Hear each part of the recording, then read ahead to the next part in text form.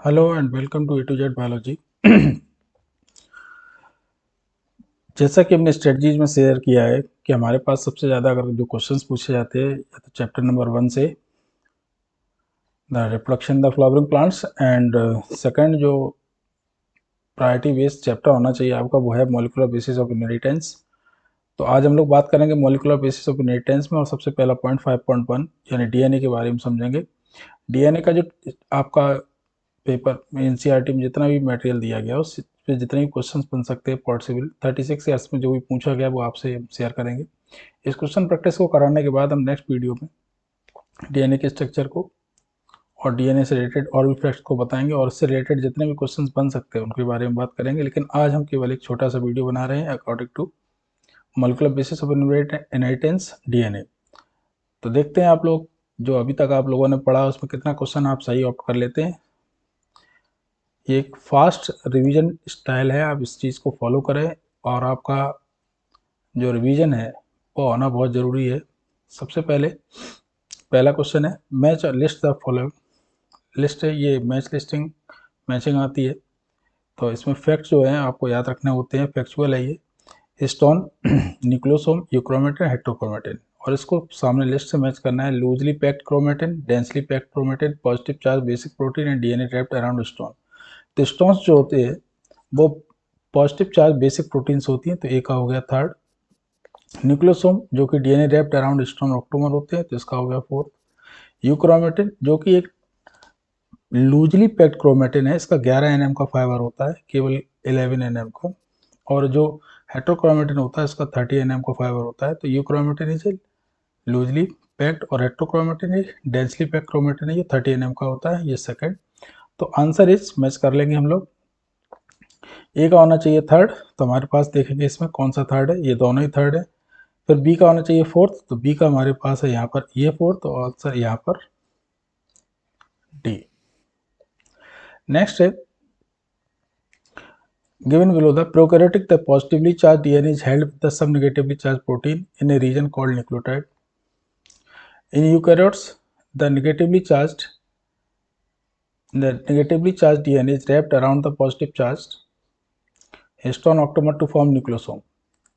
तो इस स्टेटमेंट में आपको सही करना है, तो इस चीज़ को आप समझ लीजिए, हमेशा याद रखेंगे कि जो हमारा डीएनए है वो नेगेटिवली चार्ज होता है, क्योंकि यहाँ नीचे देखो मेंशन कर रहे हैं नेगेटिवली चार्ज डीएनए और अराउंड कर रहे हैं पॉजिटिवली चार्ज हिस्टोन के। तो ये फैक्ट दोनों के लिए है, यूकैरियोट्स में भी यही है और प्रोकैरियोट्स में भी है। लेकिन यहाँ पर उन्होंने क्या किया, इस कंफ्यूज करने के लिए उन्होंने पॉजिटिवली चार्ज डीएनए कर दिया है, पॉजिटिवली चार्ज डीएनए, जो कि नहीं होता है।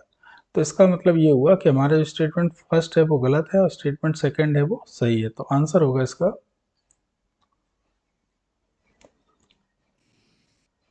No. Statement first is incorrect and statement second is true, so the answer होगा बी। नेक्स्ट है the read the following statement and choose the set of correct statement. तो स्टेटमेंट को आप समझना है क्या पूछा गया है, क्या बताया गया है। Euchromatin is loosely packed chromatin, बिल्कुल सही बात है। यूक्रोमेटिन हमने कहा लूजली पैक्ड क्रोमेटिन होता है। हेट्रोक्रोमेटिन ट्रांसक्रिप्शनली एक्टिव, ये फैक्ट जो है नहीं सही है, क्योंकि ये ट्रांसक्रिप्शनली एक्टिव नहीं होता। अगर आपने कभी हेट्रोक्रोमेटाइजेशन ऑफ क्रोमोसोम पढ़ा होगा तो जो आपने बार बॉडी पढ़ी होगी वो हेट्रोक्रोमेटाइज्ड होती है और हेट्रोक्रोमेटिन जो होते हैं वो ट्रांसक्रिप्शनली इनएक्टिव होते हैं, ना कि एक्टिव। तो ये फैक्ट यहाँ से क्रॉस हो रहा है। दूसरा, stone octamer is wrapped by the negatively charge DNA in nucleosome, सही है। Stone are rich in lysine and arginine, yes, इसमें लाइसिन आर्जिनिन रिच होते हैं। A typical nucleosome content 400 VP, 400 VP नहीं होते इसमें, यहाँ पर होता है 200 वीपी। तो यहाँ पर ये तो हमारा रह गया first third and fourth.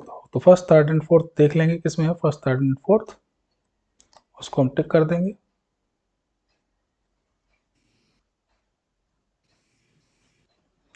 Next question है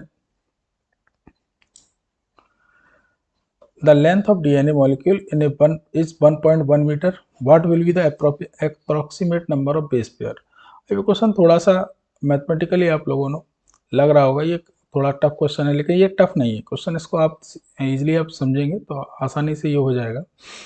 कि लेंथ ऑफ डीएनए दिया गया है, तो लेंथ ऑफ डीएनए का हम लोगों को फार्मूला पता है कि लेंथ ऑफ डीएनए जो होती है, length of DNA is equal to 0.34 NM multiply by number of base pair. तो इसमें इन्होंने लेंथ दे दिया है, तो यहाँ पर जो लेंथ दिया है 1.1, तो इसको लेके आएंगे 0.34 10⁻⁹, इसका यूनिट कन्वर्जन करेंगे। यूनिट कन्वर्जन करने के बाद आपको जो इसमें सही आंसर आएगा वो लगभग 3.26 के आसपास आएगा। तो इसका आंसर होगा 3.3 10⁻⁹ BP। ये 9 का हमेशा याद रखना पड़ता है क्योंकि ये 6 वाले से कन्फ्यूज कर जाते हैं बच्चे, तो इसको समझ लें। नेक्स्ट है complete the following chart on the central dogma. यहाँ पर डीएनए से डीएनए बन रहा है, दैट इज रेप्लिकेशन, और यह डुप्लीकेशन इसको लिखा जाएगा। तो ये रेप्लिकेशन हो गया। डीएनए से आरएनए का बनना, ये हो गया रेप्लिकेशन। डीएनए से आरएनए का बनना इज कॉल्ड एज ट्रांसक्रिप्शन। और आरएनए से जो प्रोटीन बनती है, डी में बनती है प्रोटीन, और इस प्रोसेस को बोलते हैं ट्रांसलेशन। तो याद रखना है कि हमारा पहला रेप्लिकेशन होना चाहिए, दूसरा ट्रांसक्रिप्शन होना चाहिए, लेकिन तीसरा ने ट्रांसडक्शन दिया तो ये आंसर नहीं होगा। Replication, transcription, translation and protein, ये आंसर सही है। नेक्स्ट क्वेश्चन है if the adenine make 30% of the DNA molecule what will be the percentage of thymine, guanine, cytosine. बहुत इजीली फार्मूला है, इसको समझ लेना। एक फैक्ट पर बेस्ड है, चार्गा प्रूफ पर ए इज इक्वल टू टी होता है और जी इज इक्वल टू सी होता है। हमेशा याद रखेंगे अगर इसमें एडेनिन दिया गया है 30%, तो 30 इज इक्वल टू 30, ये हो गया 60, और बाकी जो होता है वो 100% होता है, तो इसमें से 60 हटा दो, ये 40 हो गया। जी और सी इज इक्वल टू एक ही होता है, तो जो पूछा जाएगा, अगर मान लीजिए इसमें पूछा गया है तो ये हो गया 2C, यानी कि G and C both will be 20-20%। तो देख लेंगे जी और सी 20-20 कहाँ है, और जो टी है वो 30 कहाँ है। तो यहाँ पर ये दिख रहा होगा, आंसर होगा T30, G20, C20। नेक्स्ट है which one of the following statement about stone is wrong. इसमें रॉन्ग पूछा गया था, pH of stone is slightly acidic, stone rich in amino acid lysine and arginine, सही है। यूनिट फॉर्म 8 मॉलिक्यूल, बिल्कुल सही है, ऑक्टोमर होता है। Stone carry positive charge in side chain, fact है। स्लाइटली एसिडिक नहीं होता बल्कि ये बेसिक होते हैं, चूँकि इसके सारे अमीनो एसिड्स जो होते हैं वो बेसिक होते हैं। KRH होता है, याद रखना हमेशा, KRH जो होते हैं वो 3 अमीनो एसिड्स हैं जो बेसिक होते हैं। इनमें R is equal to arginine, H for histidine, और K होता है lysine. Lysine, arginine and histidine. उम्मीद है आप लोगों को ये याद रहेगा। नेक्स्ट है E coli has only 4.6 10⁻6 base pair and complete the process of duplication with 18 minutes. 4.6 और 10⁻6 बेस पेयर का 18 मिनट में ये कंप्लीट करता है। Then the average rate of polymerization approximately, actual में यहाँ पर इन्होंने बेस पेयर पर सेकंड दिया गया, तो सबसे पहले हम मिनट्स को सेकंड में कन्वर्ट कर लेंगे, और उसके बाद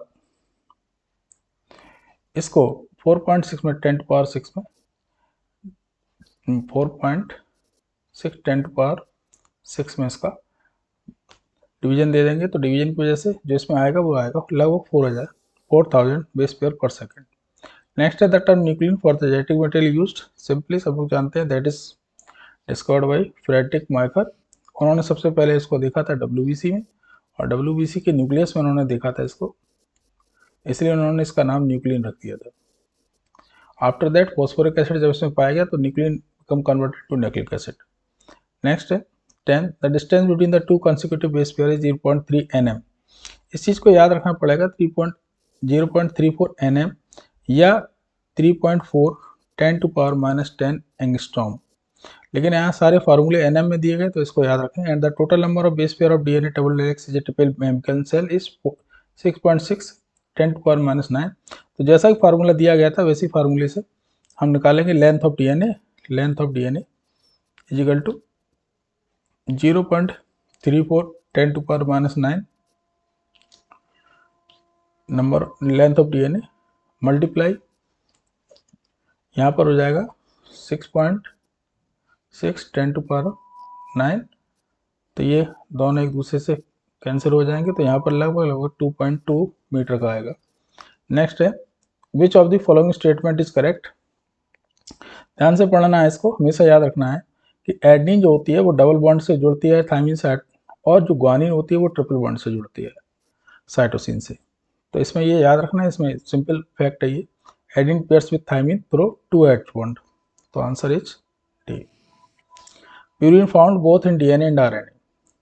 प्यूरिन सही है बिल्कुल, दोनों डीएनए आरएनए में पाई जाती है, लेकिन कौन सी प्यूरिन पाई जाती है, तो हमेशा याद रखें प्यूरिन्स जो होते हैं वो एडनिन एंड ग्वानिन होते हैं, और प्रिमिडिन्स जो होते हैं वो डीएनए में होता है थायमिन एंड साइटोसिन, लेकिन थायमिन की जगह पर यूरेसिल होता है आरएनए में। इस फैक्ट के वजह से केवल एक लाइन से बहुत सारे क्वेश्चंस बनते हैं, जैसे कि इसमें पूछिएगा purine found both in DNA and RNA, तो याद रखना adenine and guanine, this the answer.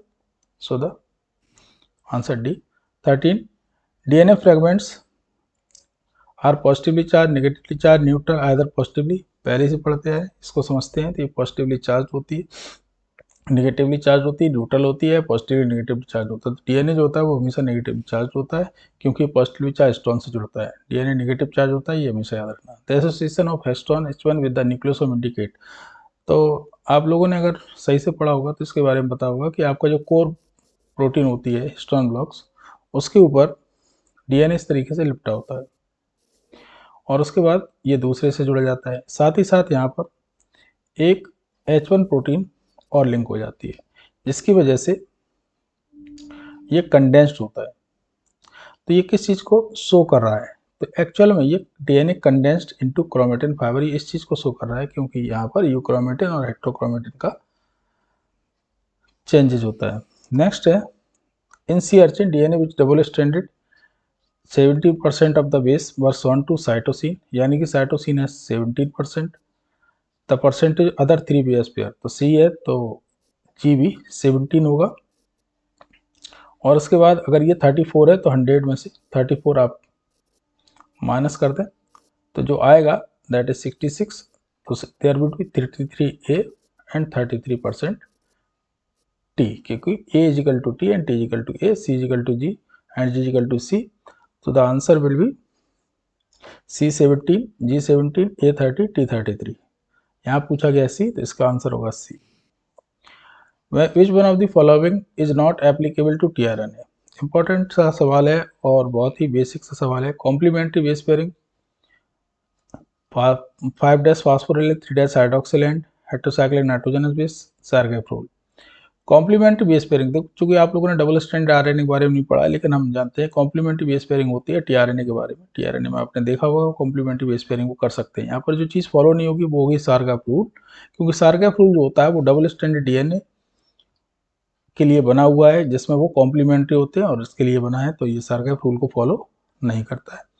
Next identify the correct order of organization of genetic material from largest to smallest. Largest to smallest पूछा गया है, तो यहाँ पर सबसे लार्जेस्ट जो होता है वो होता है genome. Genome is the total chromosome, and उसके बाद होता है क्रोमोसोम, और उसके बाद होता है जीन, और सबसे जीन की जो यूनिट होती है जीन इजिकल टू डीएनए, तो वो जीन की जो यूनिट होती है वो होती है न्यूक्लियोटाइड। तो इसको देखेंगे, ये हो गया आंसर इज।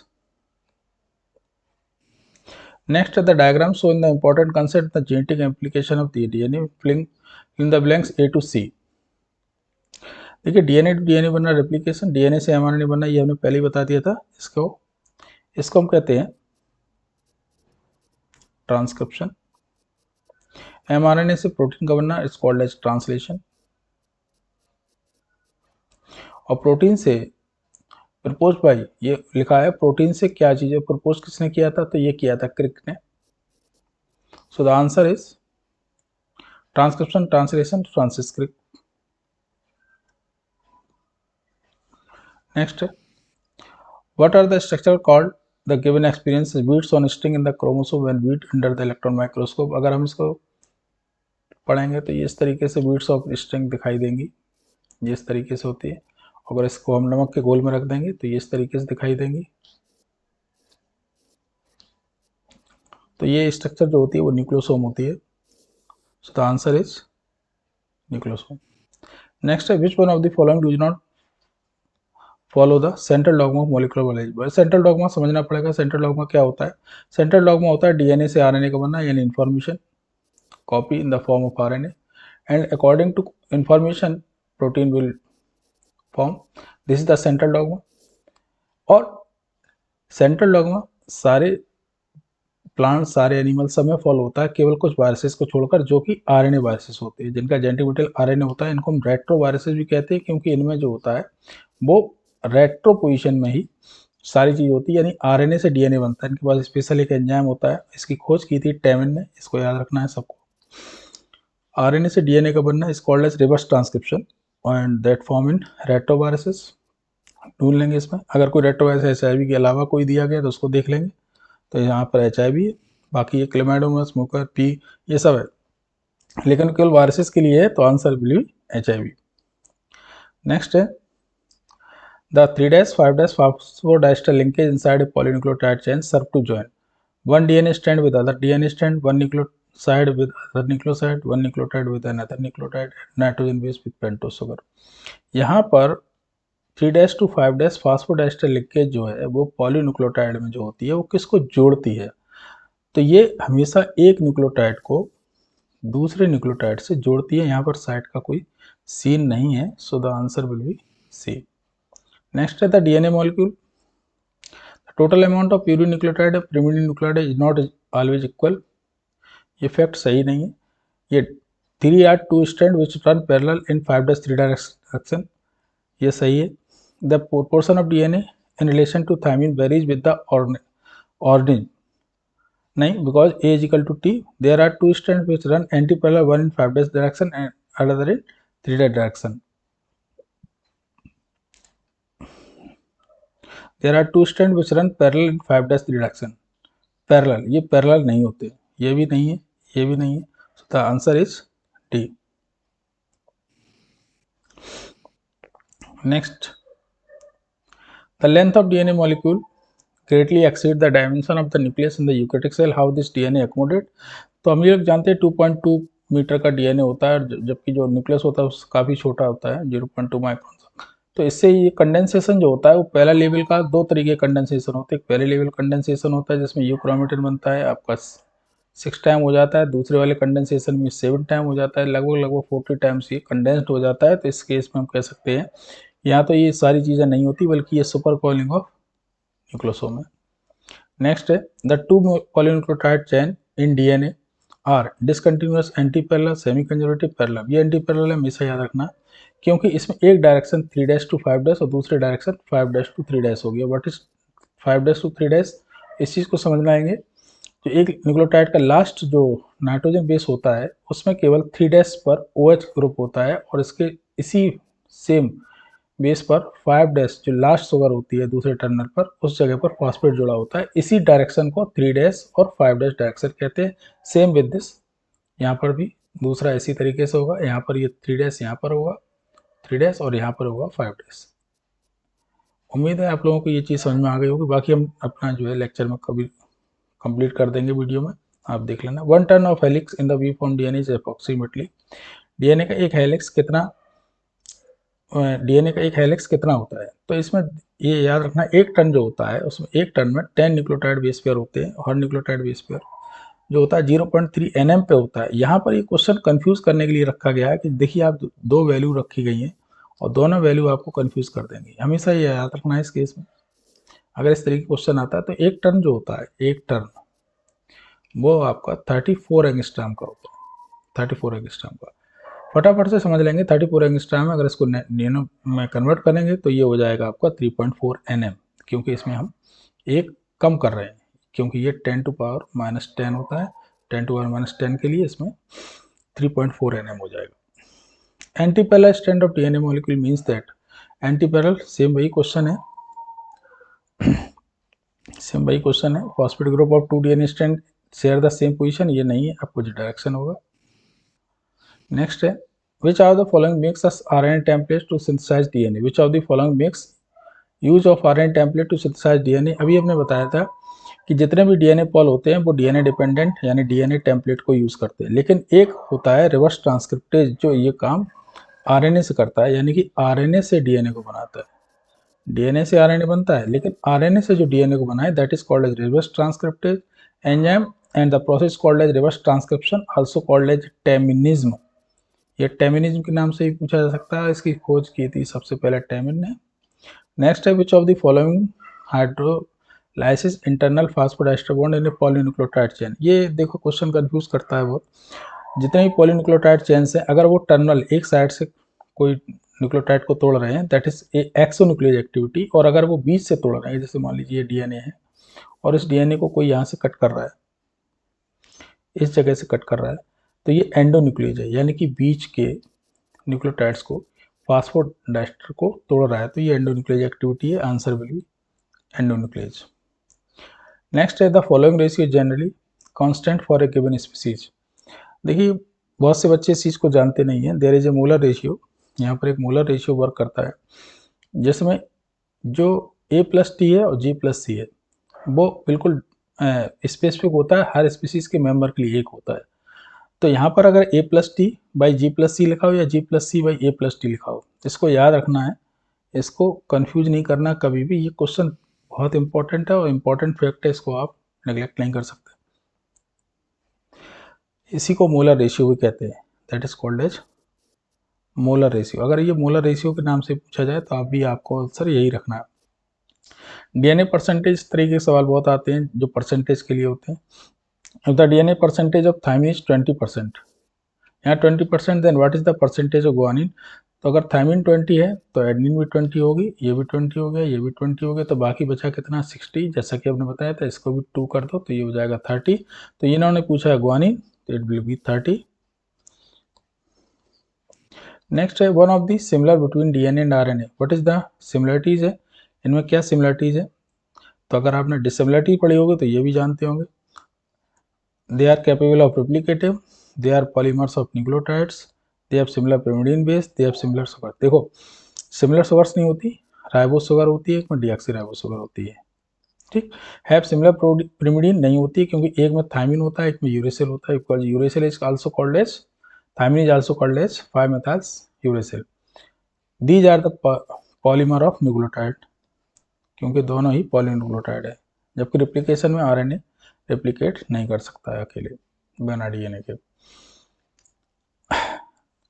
देखो नेक्स्ट क्वेश्चन जो पूछा गया है, इन्होंने बेस सीक्वेंस से पूछ लिया है। उन्होंने क्या लिया कि AGCT occurs their association as per which the following fair.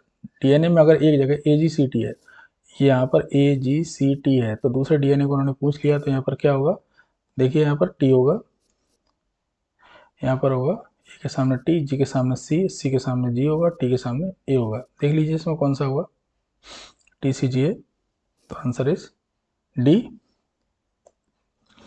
Next है which one contain 4 pyrimidine basis. इसमें से कौन है जिनमें pyrimidine बेस 4 है। pyrimidine बेस कौन कौन से होते हैं, pyrimidine बेस, अगर pyrimidine बेस की बात करेंगे तो pyrimidine बेस जो होते हैं थायमिन, साइटोसिन और यूरेसिल होते हैं।